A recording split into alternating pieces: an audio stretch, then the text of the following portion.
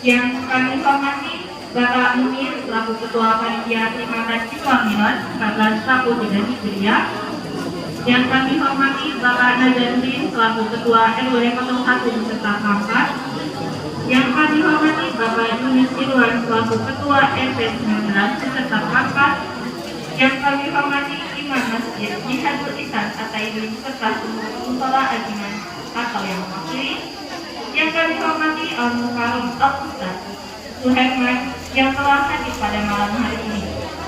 Dan yang kami banggakan panitia peringatan Siswa Milad 1443 Hijriah serta Bapak dan Ibu sekalian yang tidak dapat kami sebutkan satu persatu, namun tidak kurang kami rasa hormat kami. Pembacaan ayat suci Al-Quran dan kami tilawat.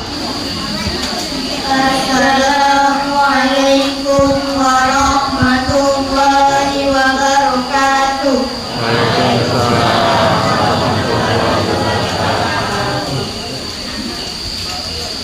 A'udzubillahi minasyaitonir rajim. Bismillahirrahmanirrahim.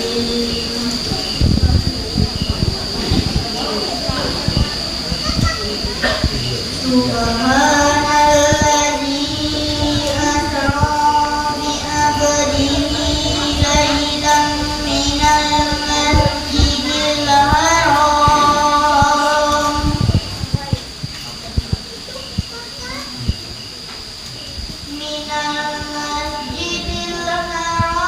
ilal masjidil aqsa alladzi barakna hawlahu linuriyahu min ayatina innahu huwas sami'ul basir. Wa atayna Musal kitaba wa ja'alnahu hudan li bani Israil.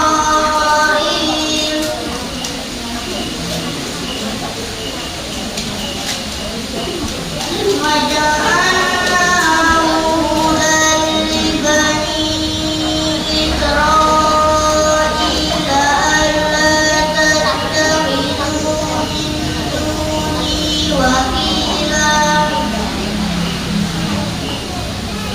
dzurriyyata man hamalna ma'an innahu kana abdan syakura. Aku berlindung kepada Allah dari godaan syaitan yang terkutuk. Dengan nama Allah yang Maha Pengasih, Maha Penyayang. Maha suci Allah yang telah kami jalankan hamba-Nya Muhammad pada malam hari dari Masjidil Haram ke Masjidil Aqsa, yang telah kami berkahi sekelilingnya agar kami perlihatkan kepadanya bagian tanda-tanda kebesaran kami. Sesungguhnya Dia Maha mendengar, Maha melihat. Dan kami berikan kepada Musa kitab Taurat dan kami jadikannya petunjuk bagi Bani Israil dengan firman, janganlah kamu mengambil pelindung selain aku. Wahai keturunan orang yang kami berdakwah bersama Nuh, sesungguhnya kalian adalah hamba Allah yang banyak bersyukur pada Allah yang Maha benar Allah dengan segala firman-Nya. Wassalamualaikum warahmatullahi wabarakatuh.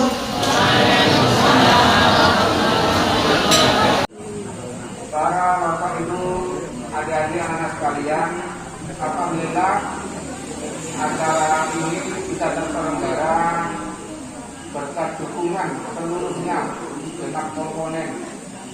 Harapan kami dalam acara pelaksanaan ini yaitu dapat meningkatkan iman kita, karena sebentar lagi kita akan mendapat siraman rohani, pesan-pesan keagamaan.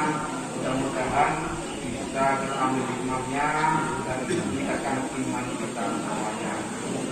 Yang ketiga, harapan kami dalam acara peringatan ini adalah sebagai sarana pembelajaran bagi para santri, bagi anak-anak untuk berani tampil dan untuk meningkatkan kompetensi dari anak-anak ini. Dan yang terakhir, tentunya kami mohon maaf yang sebesar-besarnya apabila dalam pelaksanaan acara ini ada kekurangan, kesilapan di dalam sini.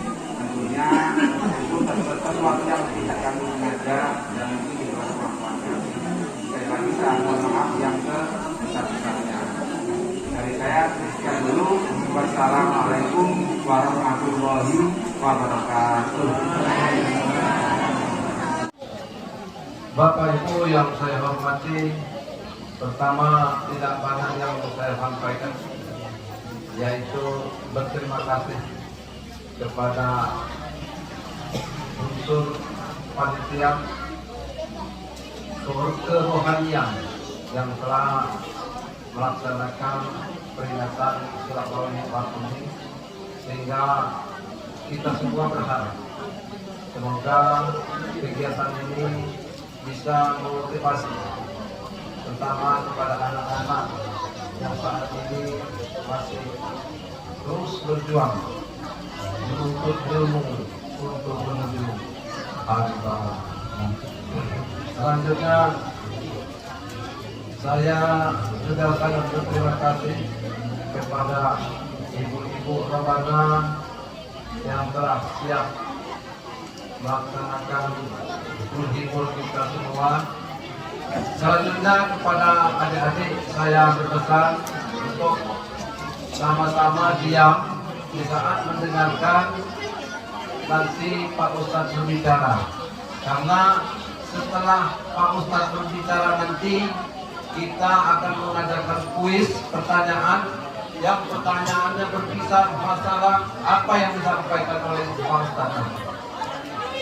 Karena itu anak-anak harus tahu dan diam, harus mendengarkan apa yang disampaikan oleh Pak Ustadz nanti. Karena apabila kalian ribut, maka pertanyaan mungkin tidak bisa kalian jawab. Saya kira itu saja yang perlu saya sampaikan. Mohon maaf bila ada kekurangan ataupun ada kelebihan. Saya kira saya akhiri dengan billahi taufiq wal hidayah. Assalamualaikum warahmatullahi wabarakatuh.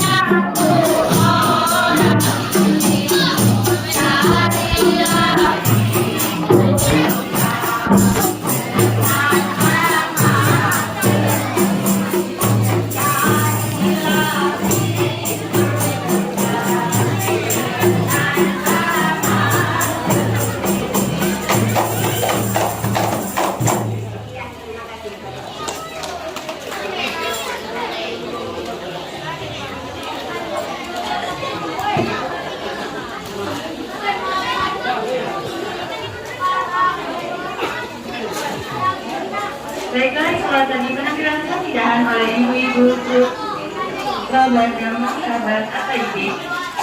Acara selanjutnya yaitu pembacaan puisi Islamiyah akan disampaikan oleh adik saya yaitu Vincent Ben Syafira Hendrawan.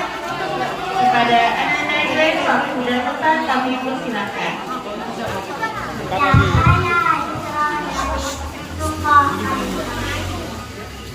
Lalu bapakku hijrah ke Madinah.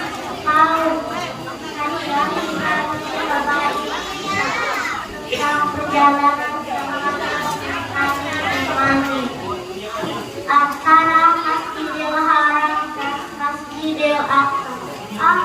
Luar biasa, sebuah ujian keimanan untukku. Kami dan kami akan berjuang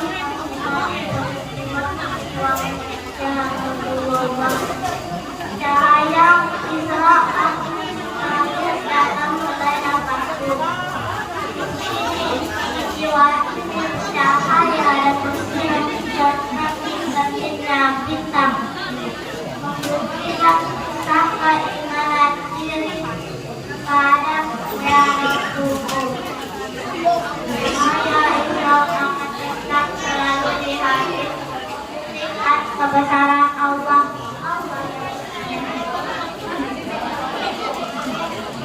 Assalamualaikum warahmatullahi wabarakatuh.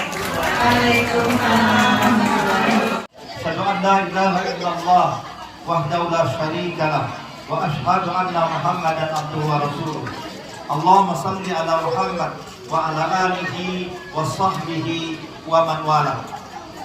Yang saya hormati Ketua Pelaksana Isra wal Mi'raj 1443 Hijriah. Yang saya hormati Ketua Masjid, Ketua Musala, Imam, Khatib, Bilal dan Garib, dan seluruh pengurusnya. Yang saya hormati Lurah, RW, RT, RT setempat beserta perangkatnya. Yang saya hormati Bapak dan Ibu yang berhadir, anak-anak sekalian yang saya banggakan. Kita juga mengucapkan terima kasih kepada ibu-ibu Rabana yang telah menghibur kita semua. Kita bersyukur kepada Allah pada malam ini di bulan Sya'ban tanggal 2 kita bisa berkumpul bersama-sama dalam keadaan aman, dalam keadaan sehat, dengan niat memperingati peristiwa yang besar yang merupakan salah satu mukjizat yang Allah Subhanahu wa taala berikan kepada Nabi kita Muhammad sallallahu alaihi wasallam. Bapak dan Ibu yang dirahmati oleh Allah Subhanahu wa taala, jadi peristiwa Isra Mi'raj itu merupakan hiburan yang Allah Subhanahu wa taala berikan kepada Nabi Muhammad SAW. Sekaligus dia merupakan mukjizat. Sekaligus dia juga merupakan tamyiz, ujian bagi orang-orang beriman. Peristiwa itu terjadi pada tahun yang disebut dengan tahun Hamul Usni, tahun duka cita, di mana dalam tahun itu Nabi dan kaum muslimin mengalami beberapa peristiwa duka. Yang pertama, meninggalnya istri beliau yang bernama Khadijah, istri yang sangat beliau cintai, sekaligus sebagai penyandang dana dalam dakwahnya, sekaligus sebagai pembela. Karena Khadijah itu di samping kaya juga sebagai bangsawan, sehingga orang untuk menyakiti Nabi itu memandang Khadijah sebagai orang kaya dan sebagai bangsawan. Nah, wanita yang menjadi istri, penyandang dana, dan sebagai bangsawan pembela itu dipanggil oleh Allah Subhanahu wa taala. Sehingga sedihnya Nabi itu berlipat-lipat. 40 hari kemudian paman kandungnya meninggal, yaitu Abu Thalib. Ada dalam sebuah nasib, ya, Abu Thalib paman pembela yang mengasuhnya mulai berusia 8 tahun dengan penuh cinta dan kasih sayang, bahkan menganggapnya sebagai anak sendiri.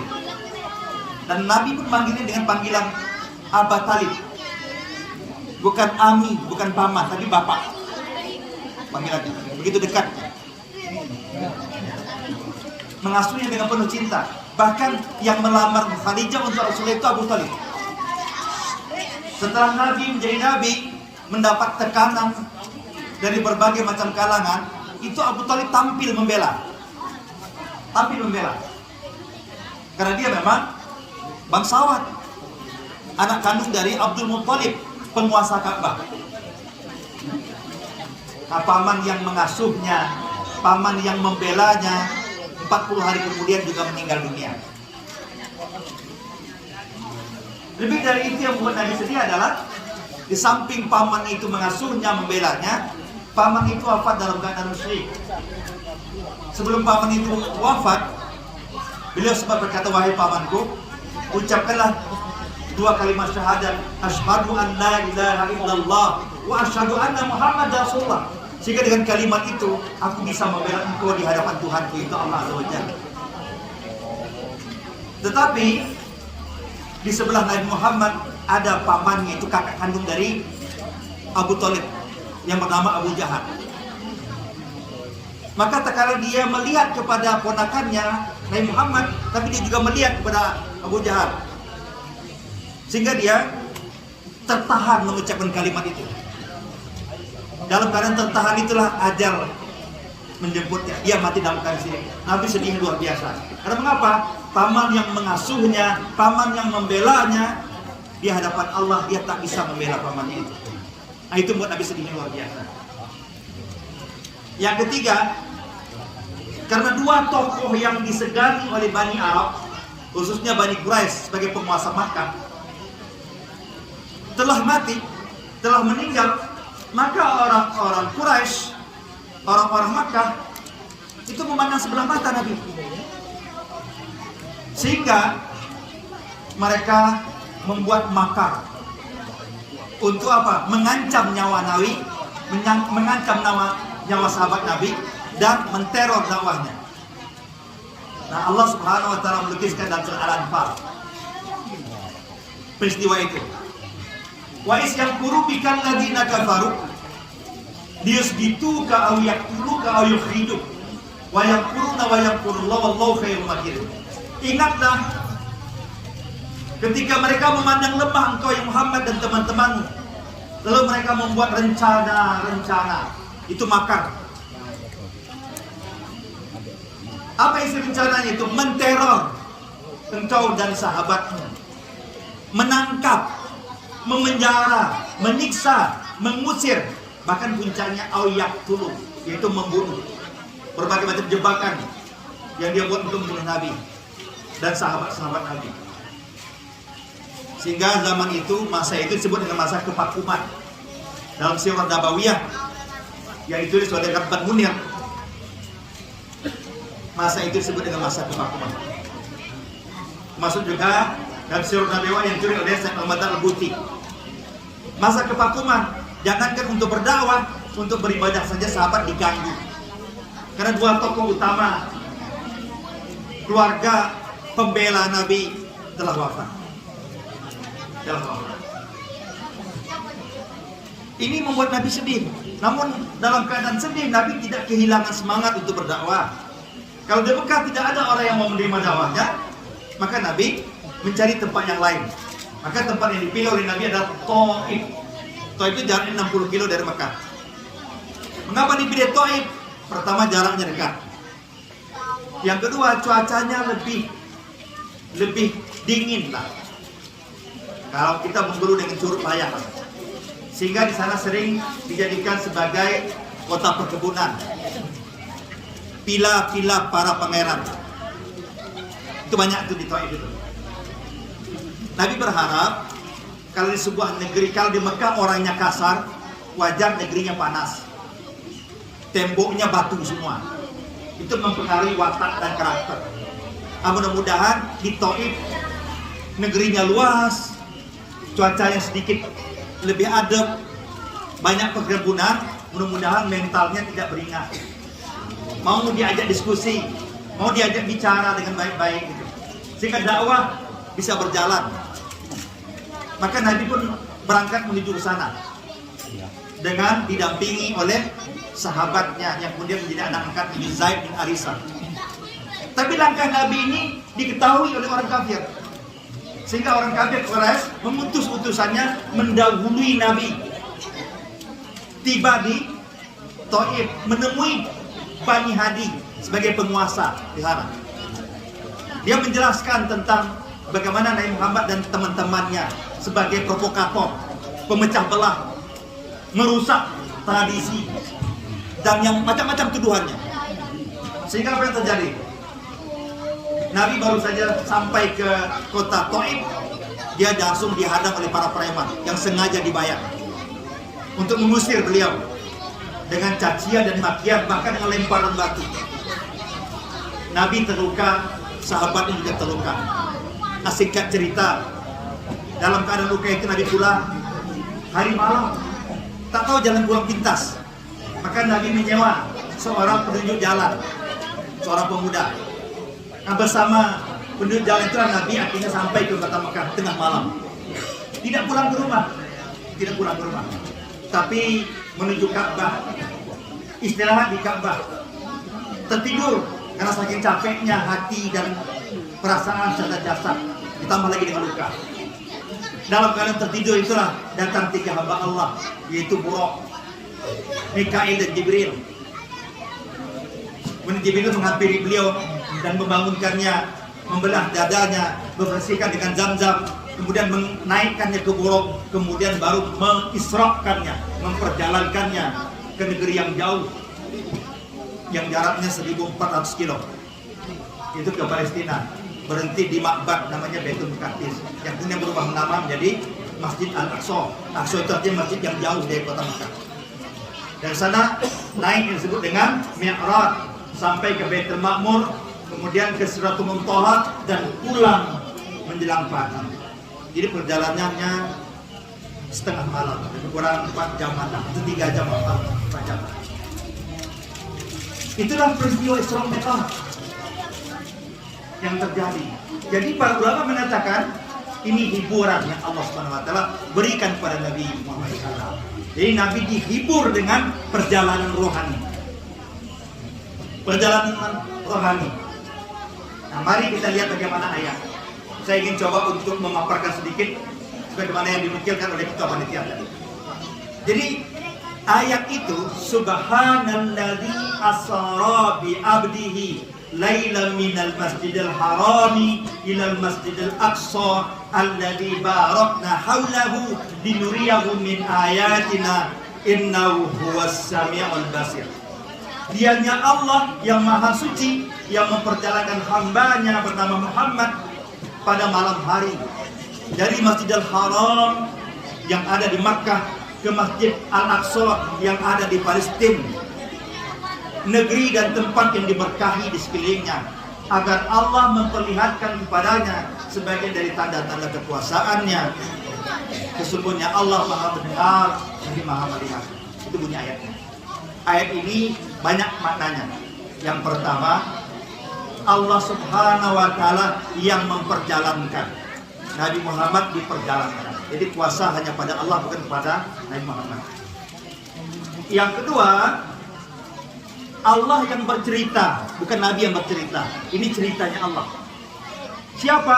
Allah yang maha suci yang memperjalankan, Allah yang maha suci pula yang menceritakan. Jadi perjalanan itu bukan perjalanan rekayasa, tapi perjalanan mulia.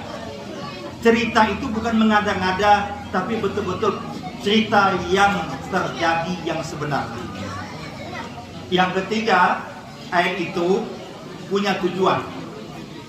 Apa itu tujuannya? Menghibur Nabi Muhammad dengan kebesarannya. Mari kita tutup dengan doa. A'udzubillahi minasyaitonir rajim. Bismillahirrahmanirrahim. Al-Fatihah. Alhamdulillahirabbil alamin arrahmanir rahim maliki yaumiddin iyyaka na'budu wa iyyaka nasta'in ihdinas siratal mustaqim siratal ladzina an'amta 'alaihim ghairil maghdubi 'alaihim waladdallin. Rabbana atina fid dunya hasanah wa fil akhirati hasanah wa qina adzabannar. Wa sallallahu sayyidina Muhammadin wa ala alihi washabbihi wa sallim taslima. Subhana rabbika rabbil izzati amma yasifun wa salamun alal mursalin walhamdulillahi rabbil alamin. Wabillahi taufiq wal hidayah wa ridho wal maunah. Wassalamualaikum warahmatullahi wabarakatuh. Dalam hitungan ketiga ke tangannya ya.